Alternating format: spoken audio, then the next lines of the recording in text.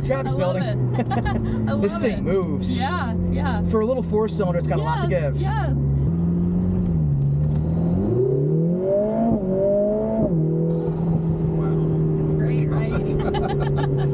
Oh, that's fun. It's great. This is the spot You want to step on it, this is the spot. Yep.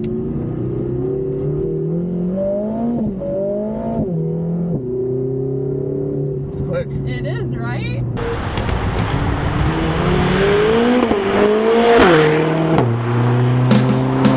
Hey everyone, I'm John, I'm Nick.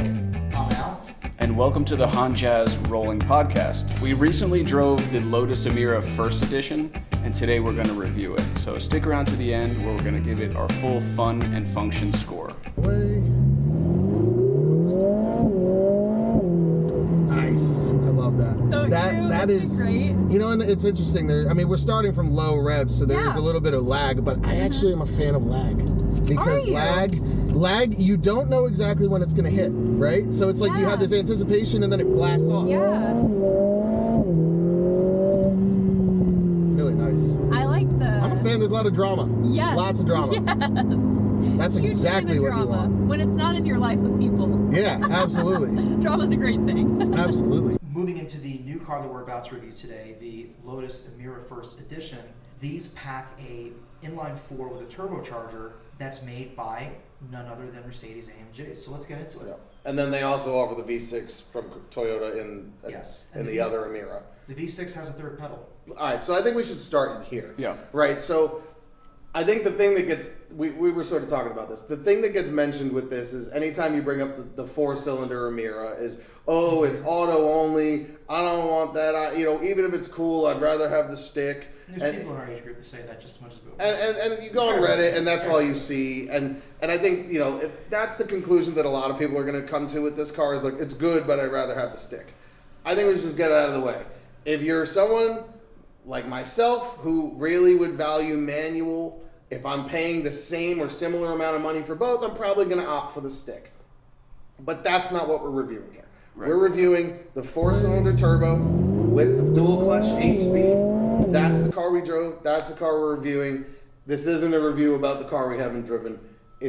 That's great, but let's look at it for what it is, because there's a whole segment of people out there that want a car like this that don't really care about the manual, or some of them nowadays, the younger crowd, can't even drive manual and they want something paddle shift. Yeah. So, and I think this car is made such an impression on me with that the car is so it really makes do with everything. It's not really a compromise too much unless you're just a manual evangelist. And I think so. We need to give it its fair shake, and we need to really talk about it amongst the paddle shift side of the market, because that's where this competes. That's what it is. And moving into the paddle shift situation, anybody who knows Lotus' history, Lotus for many years, their products were almost exclusively manual transmissions. Yeah. This one is one of the first I can think of in recent memory that's a brand new sports car out of them. Again, Nick mentioned the SUV, which we're not going to talk about today, where there's an option of not having a clutch pedal. I could be wrong. They started with the Evora. So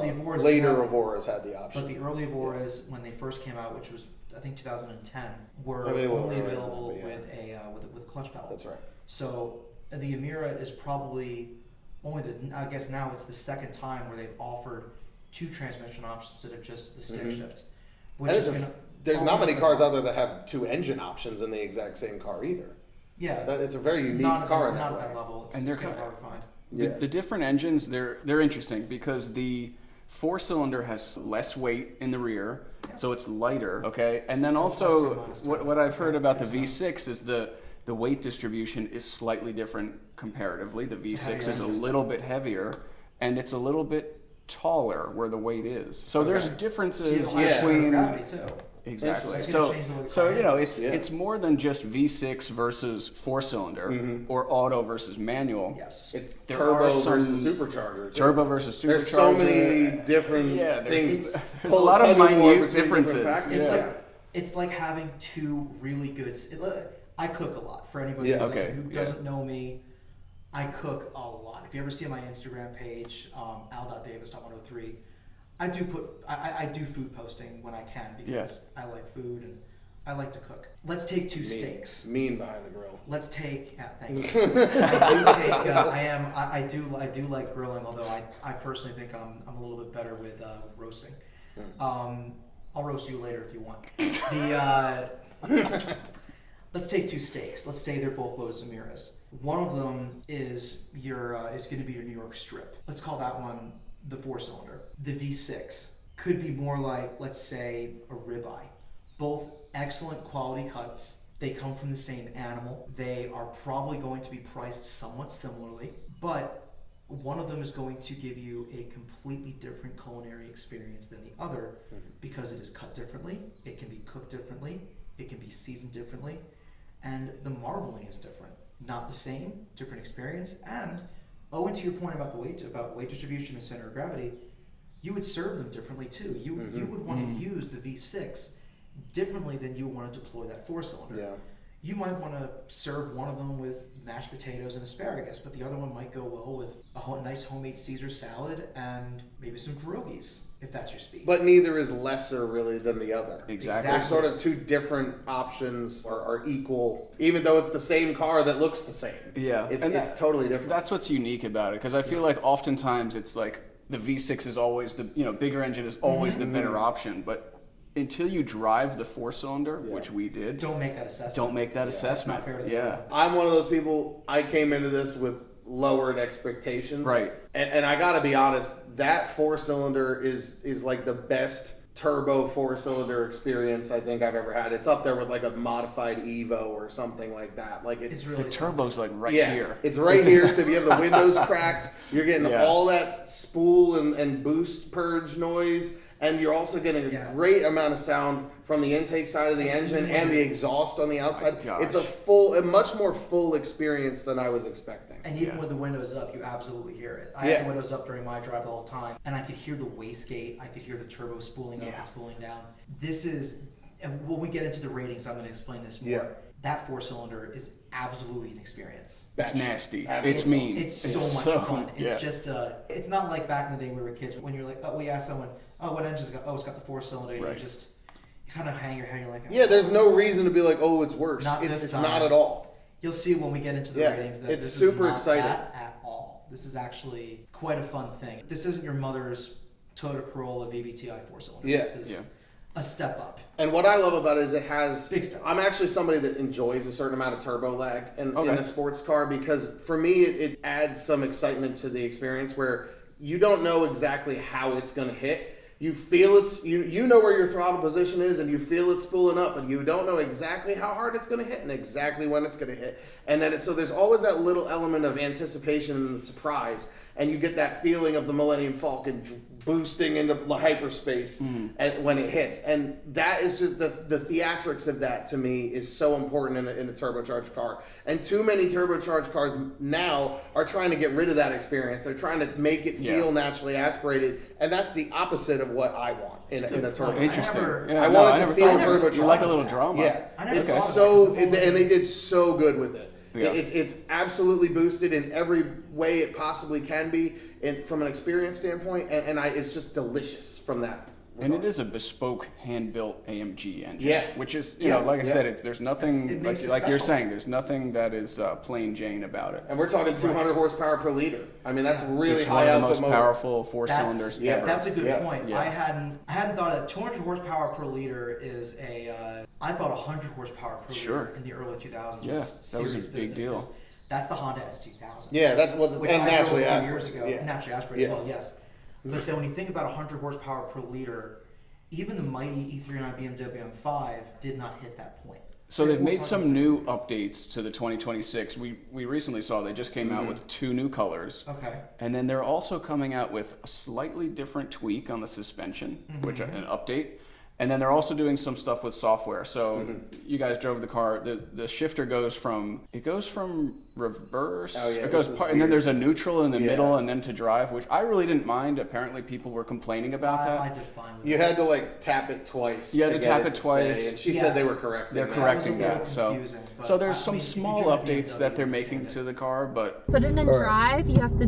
That puts it in neutral. You have to Neutral? tap it back twice. Okay, so And so that is a system update. This just hasn't been updated. oh, okay, and so to- it'll be just once. Yeah, and now to That's put kind it. of cool though. It is. I kind of like it. Yeah, When you get that's used to pretty it, sick. and to put it in reverse, it's just And just 2 times forward. Oh, 2 times forward. Yeah, Okay. yeah. We probably won't have to. But one tap either way puts you in neutral. Cool. relatively the same car moving forward into Yeah. 2026. What were the two I colors? love that purple. So it's Purple. a purple, a Right? really, really nice, Yeah. kind of That does out sound there quite purple. interesting. Similar color. And then a green, sort of like Yeah. the What other green side is of the it? Because spectrum. I think the green we saw of the cars that were available was. It's not a dark RG. green. It's bright. Lighter. A little more thing from the Black Lagoon type green. Yeah, It's it's like almost like a fluorescent type deal. Yeah, I it's know sort what of you like mean. a Hulk green. Okay. Yeah. Okay, I got you. Okay. Yeah. Okay, full disclosure, green's my favorite color. Yeah. I'll have that. You might have to check that out. So yeah, I'll go right back. Go buy a lottery ticket. is this a one-car solution? No. By What no do you means pair it can with? be. Ooh. What do you pair it with? 'Cause I it's think this straight up gets, sports car. you know, I think this gets into like a Boxster sort of solution. If you're not needing to bring more than one other person with you at a time, and you don't, Or a lot of luggage? yeah, or a lot of luggage. I mean, like It's a good weekend. car. certain people could make it work as a daily. I probably wouldn't recommend it as a daily, just Right. because it's a little too, you know, specialized as a Sure. sports car. Yeah. But it does have, you know, I think it does have a pretty big trunk in the back, and it does have the parcel shelf behind the seats. Yeah, So sure. if you can get away with a 2-seater, anybody who can daily drive a Miata could daily drive an Emira. I'll put it that way. Yeah, I would say I think it would be a really fun daily, and I think, you know, again, if you're not bringing a lot of luggage most of the time, Right. I think it's perfect for that. What I would do as a 2-car solution is I would have this and then like a cheap pickup truck, and I think you'd probably get A slate everything. truck. You'd probably get everything you need with those 2 solutions. Where I was a little bit, I guess, disappointed was in the trunk space in the back. I put my camera back there, and when the bag at least, and when I dropped it down, it's quite warm. All right, so because you know Yeah. you're near At the that edge of turbo, it, so it's yeah. not a great place for Yeah, fun. milk or groceries, Yeah. right? Uh-huh. And then I asked, is there a front trunk?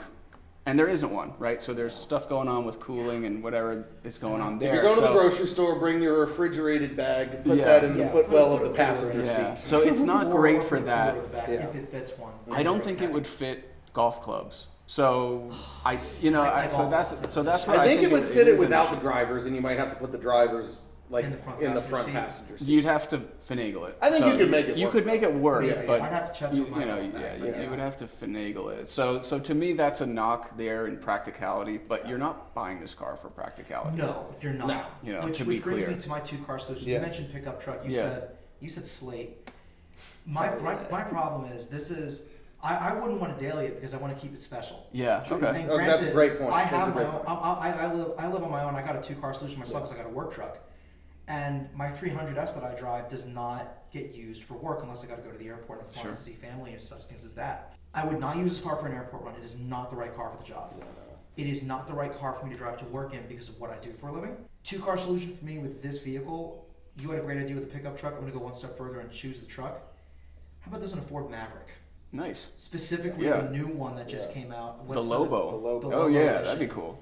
And give me the Lobo in like dark green or maybe orange, Okay. and the Lotus in actually, honest to God, give me. Who says you can't have 2 green cars? Yeah. All green. Why not? All green.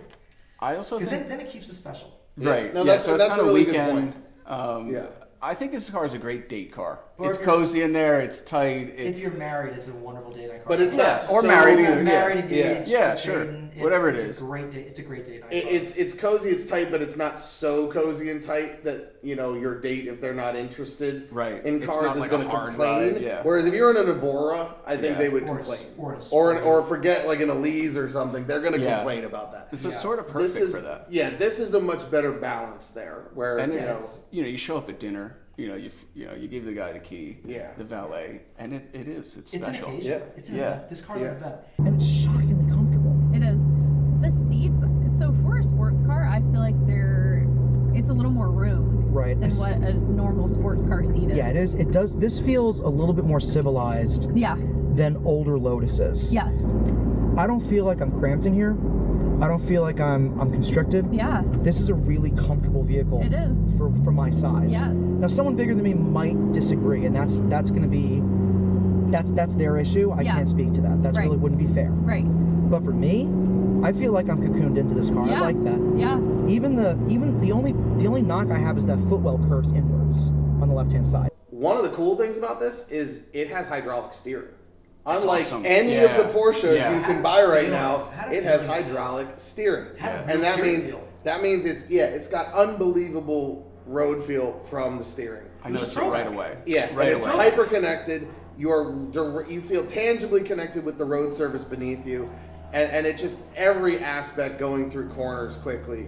I had the chance to attack a couple of those corners in the park at speed. Since I was 24. Yeah. 27. Like, my legacy. I had a chance Jeez. to attack some of those corners in the park at a decent clip, about as fast as I would want to go on the road. All right. Give it a couple quarters.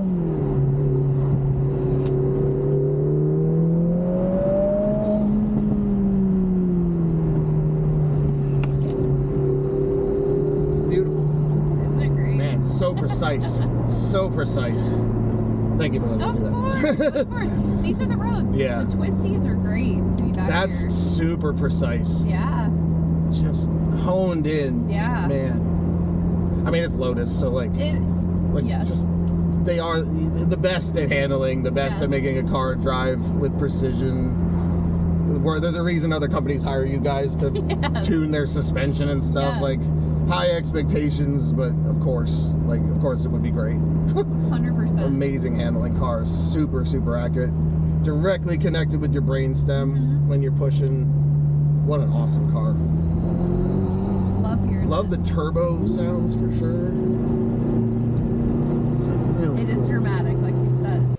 And man, it hooks right into your brainstem. You feel at one with the car, Yeah. and you're just kind of thinking your way through the corners. It just makes minute adjustments. The handling is super well balanced. It rotates beautifully. It's just really technical. It's not really excessive like understeery safety kind of thing you get in like an R8 or something. feels visceral. It's just it's very technical, and it's the kind of handling I feels wouldn't alive. wouldn't get bored of it at all. Never. It communicates. Yeah, absolutely not. It tells you things. Yeah.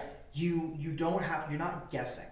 No. When I steered You it, know. I had the same way. Yeah. At no point when I drove the Emira did I feel that I was about to not know where the wheels, what the front wheels were about to do. The accuracy with that steering is very nice. It's a breath of fresh air in a digitized world that we live in Yeah, today. absolutely. I haven't had a car with that style of power steering since the Legacy GT I had when I Yeah. finished college. So, It's a real breath. It's rare these days. 13 years ago when I bought that car. It's a breath of fresh air. And then especially compared to, this is another review entirely, the 67 Camaro I drove where power steering that's over boosted and you don't know what it's yeah, you can do the wrong thing there too. You can if you too big of a pump on it. They sized it right, they did it right. On that, we're talking about how special this car is, and its competitors are also special, but I would argue that this is a little more rare and a little bit, harder to see. So people say this is a Cayman competitor. It could be also considered a 911 competitor based on the steering feel and some of that. Price-wise, Corvette. I think what's interesting about it from a pricing perspective is it's basically right in between the Cayman range and the 911s. The new base Carrera is like 130 grand.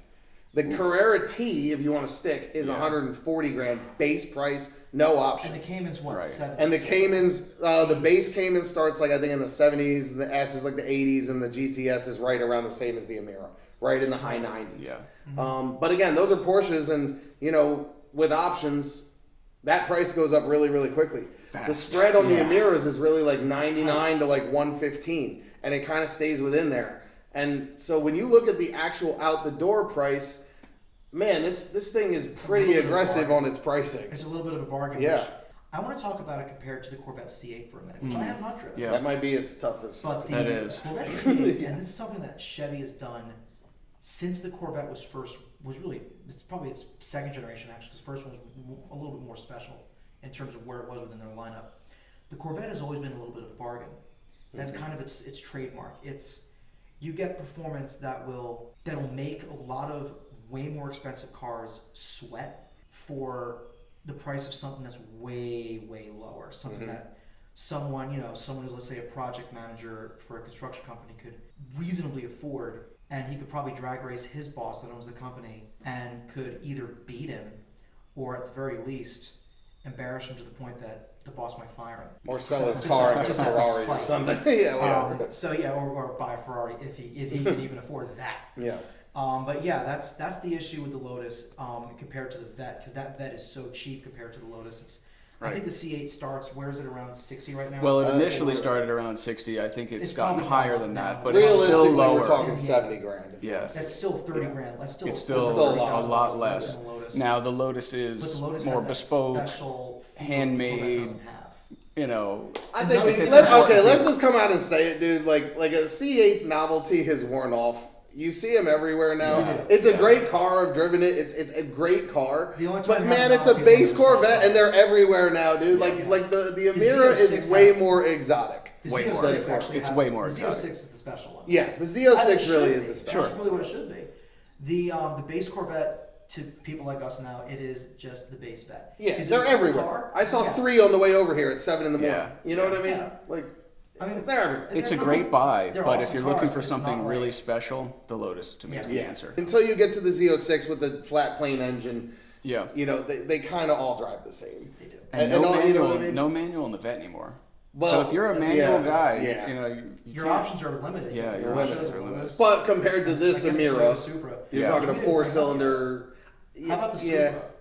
It may not be a competitor. And they're also taking. It's like half the price or so, a little more than half the price. It's probably getting up there. You're probably getting into Corvette territory, base Corvette territory for sure. And the Supra is a totally different product, essentially. I mean, I think the Supra is definitely a question for someone who's looking at a Corvette as a driving experience. The GTR is pretty much boring. It's really fast, but it's boring. Compared to what this does for your senses, I haven't driven not GTR, even close. I'll go with They're not even close, man. They're very technical. A GTR is way faster around a track than an Emira. An Emira is 1,000 times more fun. Miles per mile, it's going to lose. Is that SF90? I have to get extra time in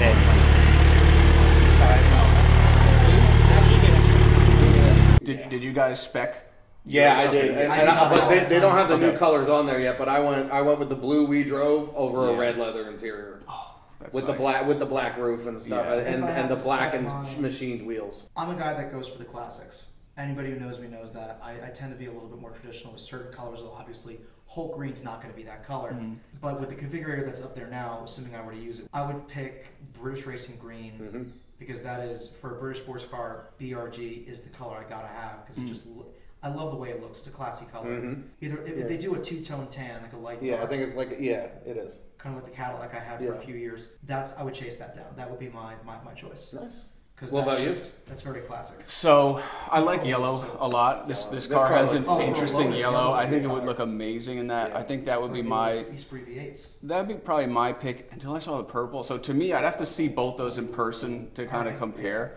But what I also thought was interesting, because I was looking at some other reviews. I was watching Harry's Garage on this, which we like Harry. He has one in like a unique silver, which usually is not my thing for a sports car. But it kind of turns this into like a gentleman's GT. It's got two sides. You can get it in that crazy yellow, crazy green, or you can go understated. And the lines of the car work both ways, which I think is so special about it. It is a classically beautiful design. It is. The first one I ever saw, I was ripping back roads in my area. I was even in my Charger of all cars, and doing this, and I come across this little blue sports car, and I'm like, wait a minute, what is this? And then I see it kind of angle this way, and I see the side inlet and just the lines, and I was just like, oh, that's the Emira, and it was that blue, the blue we drove, and I was just captivated by it. I'm like, my God, that thing in the real world just looks unbelievable. Yeah. I gotta think back to, I think it was Memorial Day. I was driving to a golf outing, and I saw one in Randolph, very close to where I grew up. I believe it was black. And I immediately knew it was the Emira because it had a Lotus badge on it, but it didn't like anything else Lotus built up to that point. That's an Emira. because I'd seen a picture of it, so I kind of had an idea of what it looked like. And it does stand out, especially with the in black with light wheels on it. It's got that slinky, classic, kind of evil, but kind of fun, low look that tells you this isn't a normal car. Yeah, it's an exotic, very much. It's got the exotic. It's absolutely to it. exotic. Definitely. Yeah. And if you think back, like the Elise and the Exige didn't have that as much. They looked a little Yeah. more conventional. Yeah. They This were is a little more taller, classically a little bit Lamborghini frumpier. type look. I was gonna Yes. say it's Yeah. kind of a scaled down Lambo. Yeah, And I- it's sort, and then inside it kind of feels like a Huracan or a Gallardo It, when also, you get it it. looks way better than Yeah. the Evora. The Evora Oh, was, yeah. I agree with They that. I figured hate it to out say here. the Evora looked a little bit too pedestrian for me. Because I grew up on the Esprit because the Yeah. Elise wasn't sold in the US till we were in high school. The Esprit had the exotic look, Yeah. the wedge, Yeah. the spoiler. The Emira has recaptured that, Yeah. where the Evora kind of went wrong because the Evora's got too tall of a front end for me. The Emira finally, it's the thin look, which is hard to pull off with today's frontal regulations when it comes to pedestrian safety. Lotus actually managed to strike that balance very, very well. So having driven the Evora S and then this, I would say from like at least the feel in the cabin, I think the Emira is a little wider because the Okay, a little more Evora room. you were much Yeah. closer to the person Yeah. next to you. Pick 'em up Whereas like in the Emira you're more, just there's more of You a, got- a sill in between and everything, and it's a little bit more of a wider car. It was comfortable inside. Yeah. I was very comfortable. Yeah, I could definitely do a nicely, a decent trip in that car. Yeah. I wouldn't call it a GT car, but I would call it a sports car that could sort Yes, of approach exactly. GT things. Exactly. Especially considering Lotus' reputation for designing a car, and then if you're over 5'9", forgetting about you. Because full disclosure, all the older Lotuses that were built really through the mid 2000s were designed to fit Colin Chapman's frame. Yeah. So if you're under 5'10", like I am, I'm actually 5'4", you're fine. If you're taller than that, like if you're my brother Matthew's height, he's about 5'11", I'm sorry. I really am sorry. Getting You're in an gonna be Elise is uncomfortable. tough.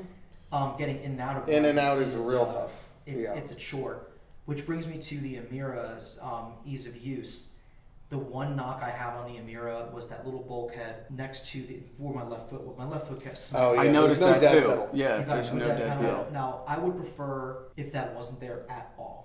But in this case, there's just a big bump there, and then your foot rests against it, so that can get tiring if you got larger legs. I also noticed that. Yeah. But this was a pretty comfortable car, and for someone like me or like Nick, it doesn't feel like you're really constricted side to side. It's actually there's a decent enough amount of space in there. Now, granted, if you're like one of the guys I used to play poker with, who shall remain nameless because I respect I don't them. think they're getting a Lotus. And anybody, I'm not getting into it. by the way, Chris, if you're watching this, we know who I'm talking about here. You're not going to fit. But if you're of reasonable size, Yeah. you're going to be fine in this car. It's actually got a decent amount of room, good amount of headroom, but then again, you guys are better at judging that than me. Height wise too, I had no issue. Yeah, Really had no, so and, no and problem getting height-wise. and I getting wish in they and out of made it a too target was top fine. of it, Yeah. just for the hilarity, but I don't think Lotus is going to do a target roof version of this thing. I was thinking I that wish too. they I'd love a would, man. convertible or a That would That would Targa. be so amazing. much fun. Yeah. Target top with that force, just to Yeah. get more of that engine. Yeah, like the sound My of it. Yeah, God. if they made an Emira Targa, it's not. Well, I don't know. They did it with the Elise buying and a stuff. I second mean, class every there's really no reason they couldn't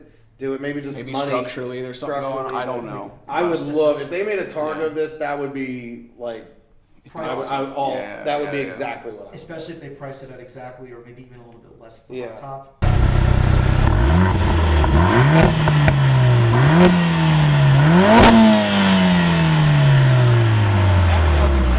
The dream Emira road trip. Where do you want to The take dream Emira road trip. Ooh. Man, I gotta say. Are we limiting this to just the United States? No. And No. Thank you. I was thinking the same thing. Europe, right? Europe, yeah. All right, so for mine, I'll go with a road trip we actually do. I would love to take that to Lime Rock. Oh. Just because you go up, it's fine on the highway, but then you hit the back roads for the second half of the trip, and then Yeah. maybe do some laps, for an event where you do some laps around the track and then Yeah. drive it home. It's the perfect car to do that with. Okay. Go.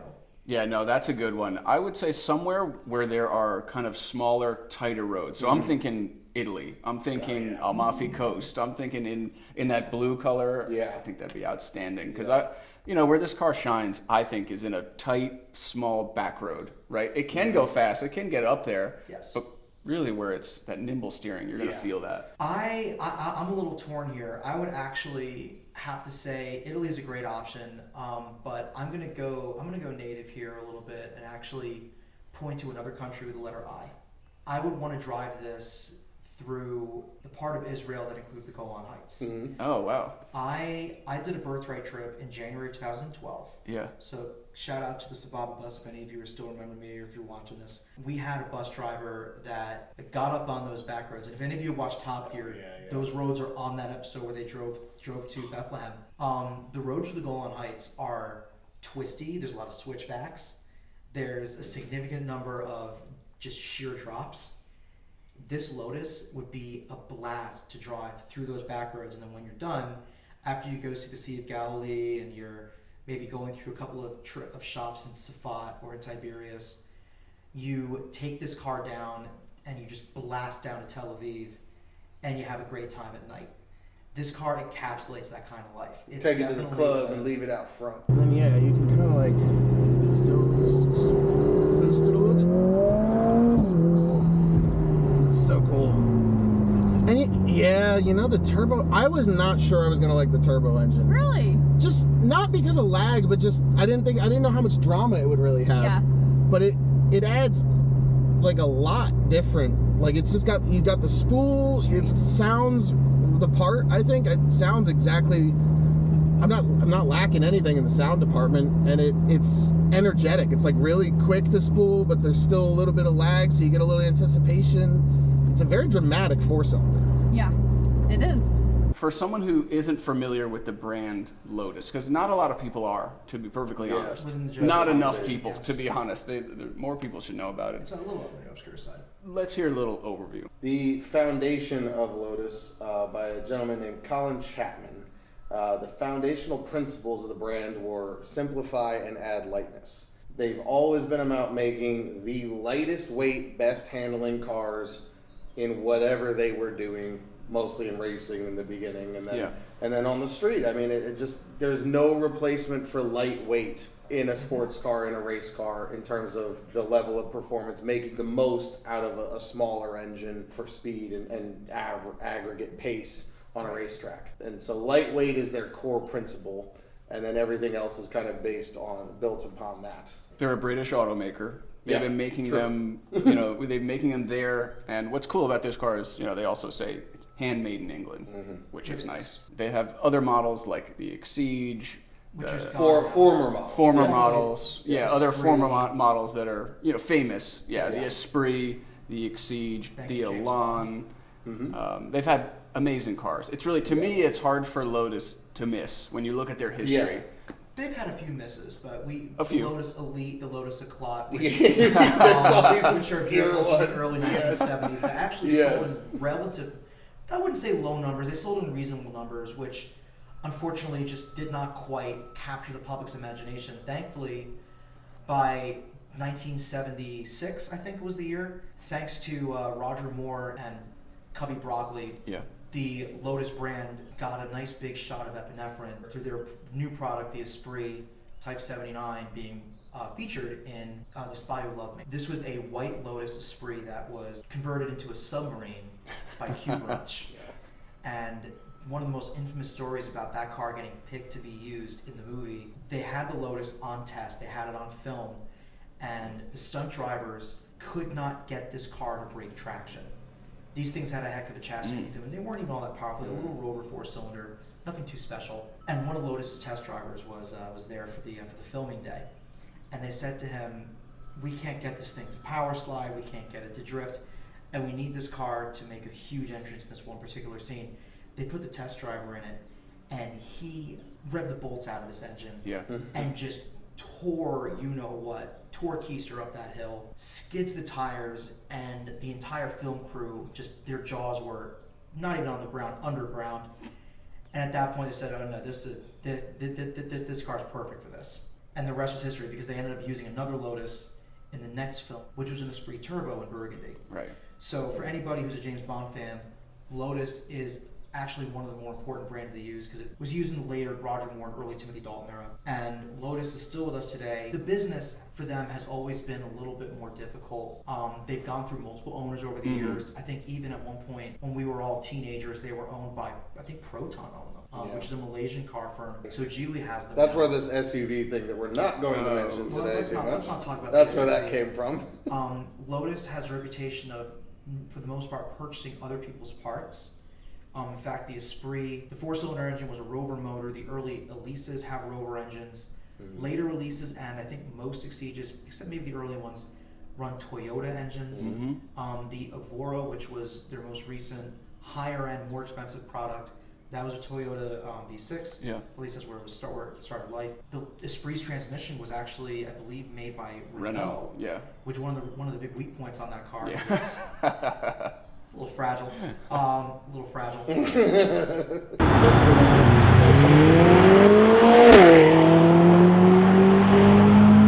Oh, you want to start rating? So let's start out with purpose. So Lotus, and we're talking about function of intended use of intended function. Yeah. This is we're grading this as a sports car. That's what this car is. Yeah. It's a sports car. It's an expensive one. It's a 6-figure vehicle. Yep. It nails it. Yeah. It's a bullseye. I mean, it's a 5 out of 5 for me. Absolutely. This thing, it excites every sense you've got. It makes you. I think when I drove it, it was hard for me not to crack a smile at most of the points during the drive, and the video is probably going to show that too. Yeah. I was grinning. Because this car there's so much in this car that's going to make you feel joy. Yes. I'm a musician as well as an engineer, so joy comes in so many different forms, whether That's it's true. finishing a project, playing a Very concert. true. This is the play a concert type of car. This car made me fall in love with driving all over again, even though I've been driving for years. I just had this look on my face like, this is fun. I don't want to get out of this car. That's for use of intended function as a sports car, they nailed it. And then in terms of trying to make it usable for everyday use, they did do what they could. Again, it's a sports car. You're not going to daily one of these if you're a regular person for the most part. But it doesn't have so much impracticality that you're going to think twice about taking it out at night. Yeah, I don't think it doesn't have enough impracticality to take points away. No. If it was like a No. GT3 RS It's where got there's enough- no it's got trunk, enough it's of like, the okay. elements. But like, And which Yeah, it may be works. one thing that I think, and you guys might talk about, I really want to talk about this just for a second. Older Lotuses were notoriously tough to get into and get out of. Yeah. Elises and Evoras in particular, I remember back when I was in my 20s, you have to swing your legs hard. And if you're a lady, they are the most undignified cars to enter and exit, right up there with a Dodge Viper or a Lamborghini. They're not easy to live with for that regard. The Emira broke that. The Emira is actually easy to get in and out of. It's practical enough. It's 5. definitely the best ergonomic Lotus I've ever experienced. They've never been good at that. I agree with you. I think it's a 5 on the function as a sports car. It just, it lights your world on fire. It's something that's always going to feel special to drive. It's the kind of car you'll take it somewhere, and whatever you're doing, you're just going to be thinking about your drive home the whole time. Yeah. It's super special, and it does everything that you want an exotic sports car to do. So I'm also going to say 5. A lot of cars try to do everything. They try all these different things, and what this car does is it does one thing. It's just designed to really be that sports experience, and it does that exceptionally well. I didn't take points off here, but again, we did discuss this earlier. Is that the cargo area is not great, but again, you're buying this for a sports car. You're buying this for that special experience, and for that, it provides an outstanding experience. The steering feel, I felt it immediately, and that is something that is really special, even in this segment, right? Compared to Yeah, absolutely. Which is wild to think big about, deal. but that's where we're at. Yeah. So next up for us is value for money. Right. Sweet. But it's a It fun certainly car. feels exotic. I mean, It it's got that does. very, exotic car Yeah. feel. Yeah, he was asking me earlier, he's like, well, what do people compare this to? And I was like, well, your everyday person, they compare price point for the most part. Like when people talk to us, and I'm like, when you get into this price point, because this is under 100, it's $999, they're like, wow, that's a lot cheaper than the Lamborghini, and that's cheaper than the Porsche, and it's got a lot of power. No, so it's like under $100,000, which is a really competitive price. Yeah. At this point. Yes. And well, yeah, what's the MSRP on this car? So it's $999, but it goes up to $116. Oh yeah, I mean that's really not bad. Yeah, I don't have the exact. Yeah, so that range, I mean that's it's not a huge range though. Really competitive range. It is, yeah. And that's with the 4-cylinder. Is the V6 the same? Yes, price? so that's probably the 116 when it gets into the V6. Oh, okay, you get the manual and everything like that. Yes. Now, value for money, I have on my phone here that I gave it a 3. Okay. And the reason I gave it a 3 is because it's an investment. You're going to have to spend money on this. And I guarantee you, depending on the dealer you go to, they're probably going to charge you a premium. Just not right now. Not right now. There's cash on the hood right now. Oh, really? There is Yeah. cash. I did not know that. Okay, Yeah, so no, that's why they're pushing it so hard. So there is cash on the hood on this car, which actually bumps my rating to a 4. Okay. That does help a lot. I think we need to remember that when we. There were markups like when they first came out. But those are gone now. Those are gone now. No markups on these. They're actually discounting them, which helps. And that actually makes this car more attractive. It's not a 5 because it didn't nail it because it's still a good chunk of change. Sure. And again, we're talking about the auto here. Yeah, exactly. We're not rating the manual. Exactly. I'm focusing on the car we drove, exactly. which is the first edition, 4-cylinder, all that good stuff. It's a 4 for me. It's not perfect on value, but they deliver and they deliver hard, especially with the incentives that they're now starting to push on this car. I could see somebody leasing one of these if their lease is available and probably enjoying it quite a lot. You're going to want to drive this thing. Yeah, you're going to be You're able to going use to get it. your money's worth out of this. Yeah. So I similarly gave it a 4. Even with this transmission and everything like that, I still think it gets a 4. And I mean, what that means is that I think it's going to depreciate more than probably the manual one will. But I do think if you look at the way Lotus's hold value, they get to a certain level and they just stay there. This car will never be worth $20,000 unless there's catastrophic reliability issues with the transmission or something. Or it's got a salvage title. Or but I mean like a good condition one. I think they're going to settle lower than the manual cars. But I think they're going to still settle at a pretty significant portion of what they cost brand new. I mean, I would gander probably 50 to 60 grand, and they'll probably stay there. And I think so that's a pretty decent value. It's not when they come off lease, they're definitely going to be at a price point that a lot of people can get. Yeah, and I think this is an attainable dream car, which is really awesome. And I think again, brand new, if you're going to lose some money brand new if you buy it, but I think used at a certain point, the depreciation is going to be really, really slow, even to non-existent as long as they don't have any catastrophic problems. And I think the car is a good enough car, exciting enough experience that it's always going to be sought after. And I think the market for people that want a paddle shift sports car is growing as the younger generations are starting to get more money and chasing cars. A lot of them don't value manual the way a lot of older generations, even us, in our 30s. There are, but I think there's a much bigger market now for people that want paddle shift, and I think this car is going to do well because of it. Than there are now, but granted, that also might make the manual cars rarer, in which case it's going to keep the value of those up even further. Although we're not talking about those today. But I think you have to give it a little bit of a nod, right? You do. I do think that the way this is going to sit long term, you're going to have this is an example, maybe plus or minus, but I could see, in today's dollars, the automatic 2.0T Emiras settling in like that 50 to 60K range, and I could see the manual settling in like the 70 or 80K range. So, this is a good enough car that like not everybody who can afford 50 or 60K can reach to 80K.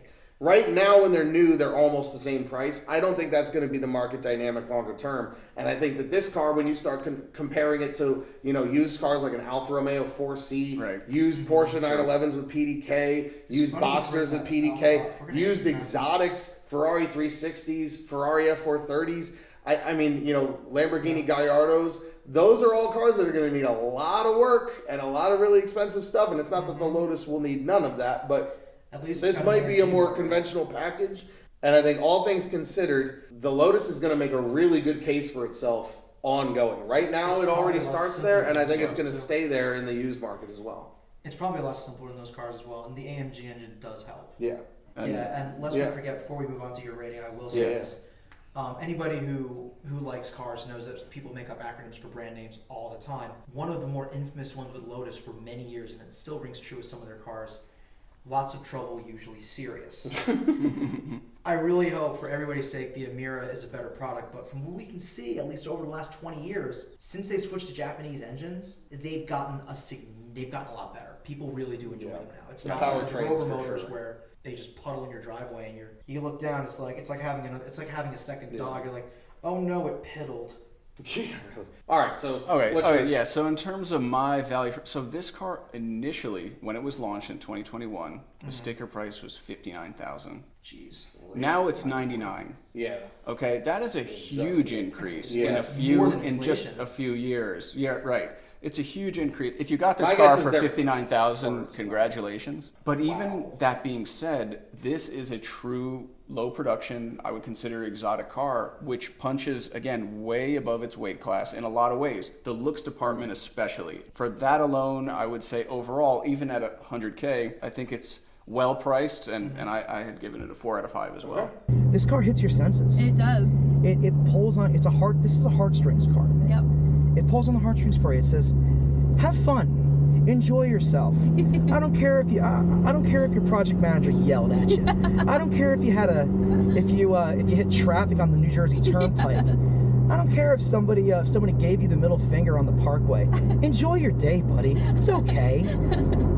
That's what this car is. You drive this car for the pleasure of driving. You're not trying to go for numbers. Yep. You're not trying to go for ETs. You're not trying to impress anybody. You buy this because you love driving cars. You just love driving. That yellow. Driver engagement, and we're talking again. This is driver dynamics, and I'm gonna throw the ride quality in here because it is a factor for us, as well as comfort, because that's a whole package. For me, this is I gotta ding it for that stupid foot thing. It's a 4 out of 5. It would be an A+ if my left foot had a place to sit, even in the automatic So model. the dead pedal is a big issue. It's a problem for me because it's not comfortable, and your left foot, you're constantly trying to find a place for it, and because the pedal box is relatively small on this car, It is, yeah. you're trying to find a comfortable place for your left foot. You're like, you can't find it. So if you're like me and you've had a couple of battles with sciatica, this is going to be a problem. The handling, this thing is so bad. The Emira is very balanced. It handles like it's on rails. It embarrasses cars that are significantly more expensive than this. And yes, it is $100,000. Find me a car that's twice that much that's going to be as much fun for the entire time you're going to own it. Because You'd have to be in a GT3. Exactly. Honestly, It's that much fun. Pretty much. The engine we haven't even gotten to the engine. It's a very willing dance partner. Yeah. I got on the highway in that thing from you guys know, you saw me. We filmed you. It sounded good. And you guys said to We'll me, post on Yeah. Instagram. you floored it. This thing's a rocket ship. It's this absolute rocket ship. It flies. The brakes are great. It slows this thing down with immediate authority. It's a very sharp car. It rides pretty comfortably if you're not going at 10/10ths. It puts a smile on your face, and it's easy to figure out. This is not a difficult car to drive. The only thing I didn't do is I didn't test the radio out, but then again, I didn't really have a I chance can to. talk on that. I was Yeah. listening. I'll talk on I was that. listening to Boost. I was listening to engine. So for the now way I it gave drives, I gave it a 4. I gave it a 4 out of 5. yeah. So for driver engagement on this, I gave it a 5. I think I agree with your dead pedal thing.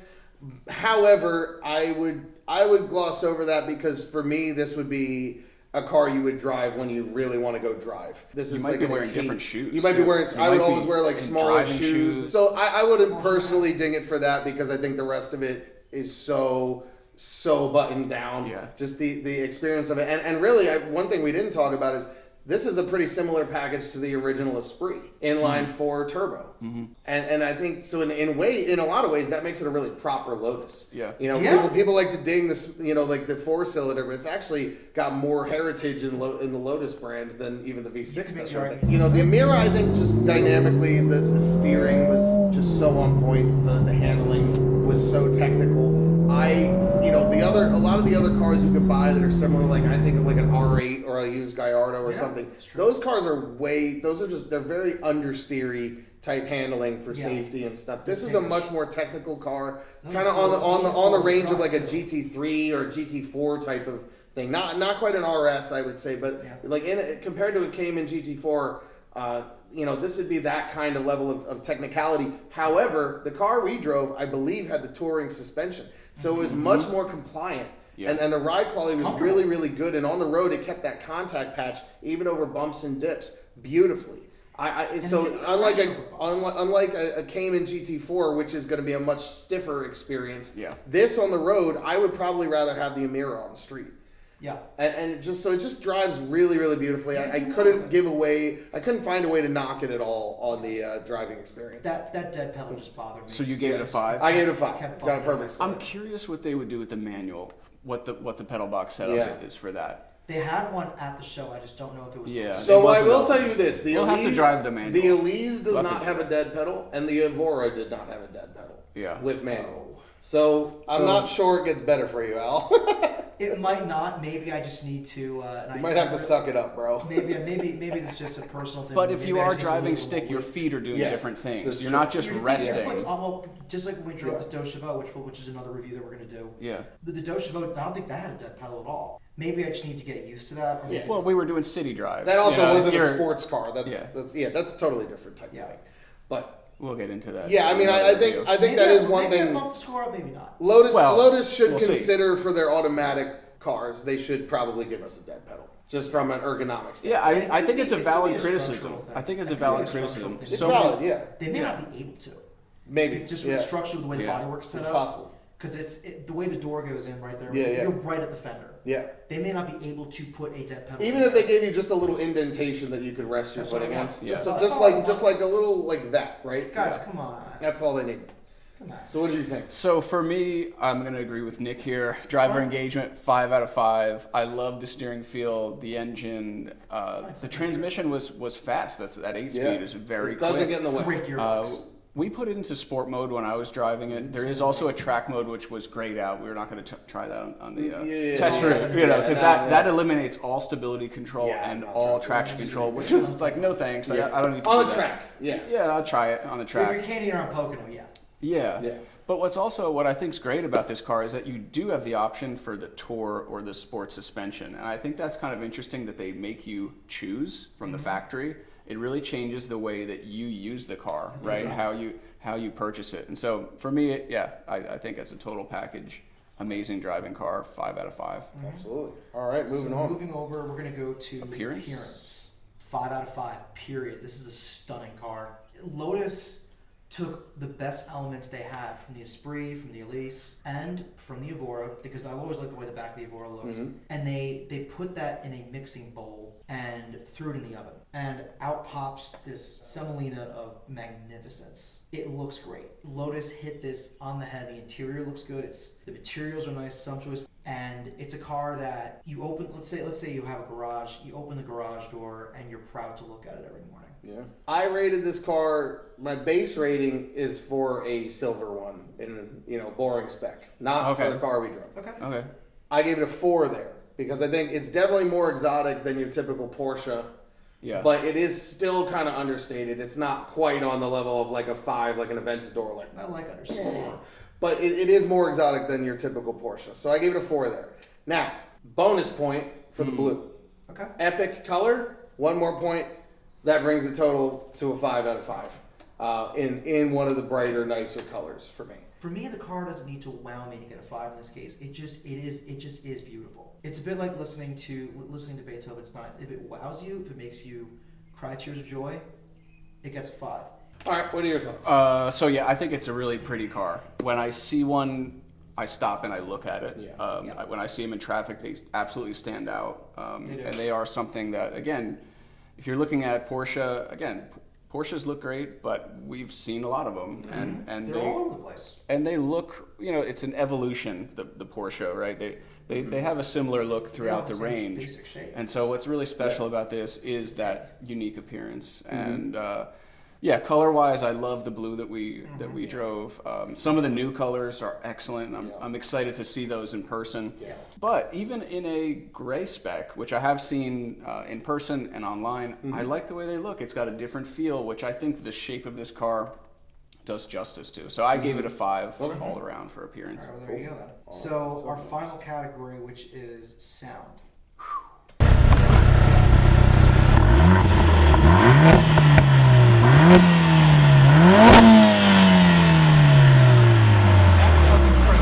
When you're not driving it like an idiot, this thing's pretty quiet. It's actually, it's not like the Cadillac we drove, but it's reasonably quiet enough that you could have a conversation with the person next to you. Or if you have to get on the telephone and call someone, it's not going to be so intrusive that you're like, I got to call you back we can't hear each other. So they got that right. You can use it for that regard. Now, moving over to actually treating it like a sports car. I'm trying to be all-encompassing here. That 4 cylinders sometimes can sound great, sometimes they can sound dismal. I've had both over the years. And a turbocharger can sometimes mute the noise that the engine's coming out with, whether it's intake or exhaust, because that's what turbochargers do. They can subtract from the actual engine sound, even though they add the noises that we all know and love.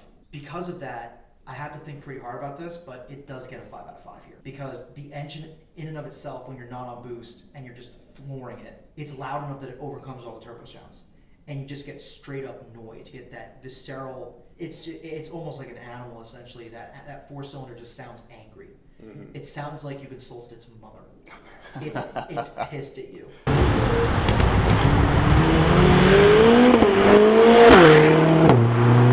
And then the turbo noises accent it. It's great, right? And you realize this thing, they thought about this. Those sound engineers said, we're not just going to make this a typical turbocharged sports car. We're going to make it just that little more special for you. And it hits like a ton of bricks when you finally realize that, because you have to give a different rating to the V6, which we did not drive again. Right. I'll establish that. That's a supercharger. It's going to sound different. They hit this one hard. They did it right.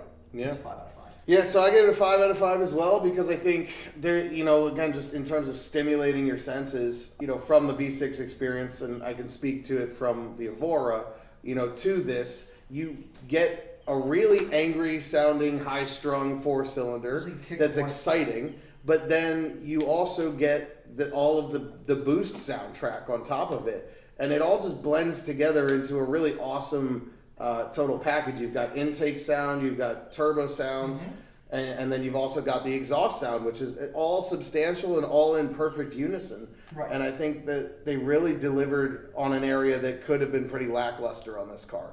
And I think they absolutely nailed it. Oh yeah. Wow, that sounds And incredible. this is an inline 4. Yeah, it's the AMG. Yeah. So I would say I want to talk about 2 things. I want to talk about the engine and then also the sound system, which I did get a chance to test out. The engine is rowdy. I love the way it sounds, and it doesn't make you think, oh, I wish I bought the 6. So for me, I absolutely love it. You don't have foam. Yeah. Great point. There's no foam. I absolutely love it. Now with the audio system, it's a KEF system, K-E-F. So for those who are not familiar, I'm a major speaker guy. So this is where I'm so excited about this, because KEF is a high-end British speaker manufacturer, which I was super excited to see, because I don't see them in any other brand's cars. So they're going British to British. KEF is known for their studio stuff, their reference line. I've owned a couple of their speakers in the past, and what's special about it really is they have $1 million audio systems, and they take that learning and they put it into every product. And so for a car like this, which is a sports car, to have a really good audio system in it that's also comfortable, it was definitely a nice mix there. It's a smaller cabin, so you don't need as many speakers or as many watts in a small cabin. But I felt it was very well balanced. I would say it's definitely very well balanced. And the fact that it has that high-end lineage works really well with this kind of bespoke car. Exclusivity. Well, and not a lot of people would notice that, right? Not a lot of people think about KEF. They're maybe not familiar with that brand, but a lot of people aren't familiar with Lotus either. And so that's why I think it's a really cool And pairing. a lot of sports cars don't have great. To John here, he's got that's a selling point, guys. Yeah. And a lot of sports cars don't have great sound systems in them. Because oftentimes they kind of cut back there because they realize most people want to listen to the engine or whatever, and they just kind of check the box. But it's cool when it does. A Bose system. They'll offer Harman Kardon. They'll offer the basics. Or the Zonda with like that pioneer looking thing from like the early 2000s. Something that looked like you $20 million and you get this crappy Best Buy dimwit unit. Right. So for me, it was a 5. They're trash. For me, the sound was a 5. Yeah. All right, so that brings us up. I think basically we're talking. Any special? Are you giving any special points? I was going to give it a special point for the KEF audio. Go I mean, ahead. because I just think that's really cool. Yeah. The lineage. I want to give it a special extra point for the fact that it feels so usable as a sports car.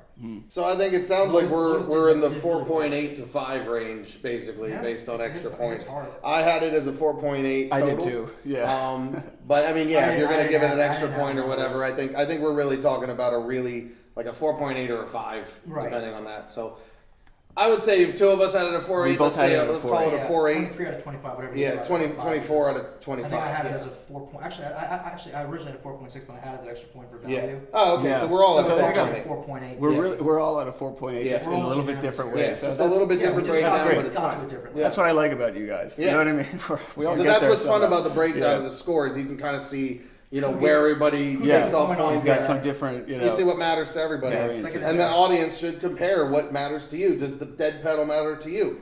Then his take is uber Right. important. Yeah. You know what I mean? And it's great. and here's the thing: just because I took a point off for the dead pedal doesn't mean I hate the car. I love Right. it. It's Sure. a wonderful car. But that is annoying. the one thing they Yeah. it's like the one thing they could possibly change. It's kind of like going to a restaurant. It's like, oh well, maybe the lights need to be up a little bit. Yeah. So yeah, that's it. 4.8 out of 5 for Our the highest first score yet. edition Lotus Emira. I'm curious to see how the V6 fares. I really would Yeah, love yeah, to very review much both so. back to back. Lotus, Yeah. if you're watching, we'd love to take Yeah. one out for a spin. Absolutely. Thank you so much for look watching. good down the shore. Like and subscribe.